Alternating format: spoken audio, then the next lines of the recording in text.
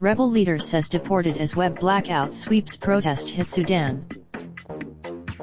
Sudanese rebel leader Yasir Arman said Monday he and two comrades had been forcibly deported from Khartoum to Juba, on the second day of a nationwide civil disobedience campaign by protesters. The alleged deportations came as digital rights group NetBlocks reported it.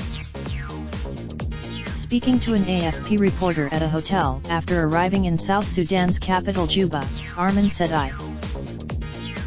Sudanese state television had earlier reported that Arman together with fellow leading rebels Ismail Jalab and Mubarak Ardal had been released from custody. Arman said on Twitter he had been deported by military. Jalab and Ardal were detained from their residences after meeting Ethiopian Prime Minister Abiy Ahmed in Khartoum on Friday for talks aimed at reviving negotiations between Sudan's rulers and protesters. Arman was arrested. Ahmed also met on Friday with the head of Sudan's military council Abdel Fattah Burhan, there. Arman had arrived in Khartoum in late May to take part in talks with the military council that in April toppled longtime President Omar al-Bashir, after months of protests against his 30-year rule. But protesters remained outside army headquarters in Khartoum to demand the military council hand over to civilian rule, until they were finally dispersed early last week in a crackdown that left dozens dead. Net outage deepens. Internet lines from telecom firm Sudatel stopped working in the capital Khartoum in the early afternoon, an AFP correspondent said, adding the outage had affected embassies, luxury hotels, and offices.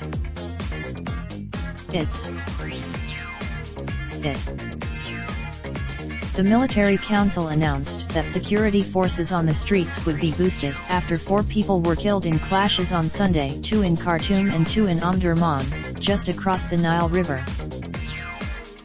Protesters had set up roadblocks across many areas of the capital that the ruling generals have vowed to remove in order to bring life. Several shops, fuel stations, and some branches of private banks were open in Khartoum as the civil disobedience campaign moved into a second day, an AFP correspondent who toured the capital said. Public buses were also ferrying passengers, while more vehicles and people were seen than the previous day. But most parts of the capital remained closed as shopkeepers, traders, and employees opted to remain indoors.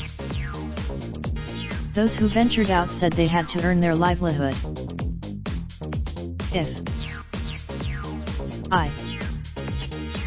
The generals have blamed protesters for a deterioration in security in Khartoum and across the country. The protest umbrella is The RSF has been blamed by witnesses for the killings last week during the clearing of the weeks-long sit-in. The general said security forces would provide security. Lose our country. Some residents called for the generals and protester leaders to narrow their differences. The death toll since the crackdown began on June 3 has reached 118, according to a doctors' committee linked to the protesters who are pressing the military to hand over power to a civilian administration.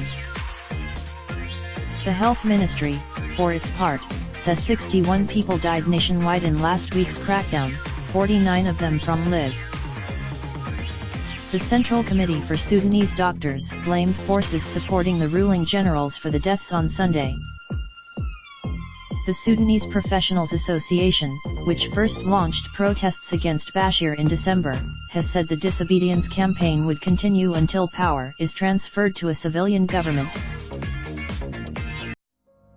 Raindrop, drop top smoking, no cooking the hot pot. Fucking on your bitch, yeah, that. Looking up, open the park, pot.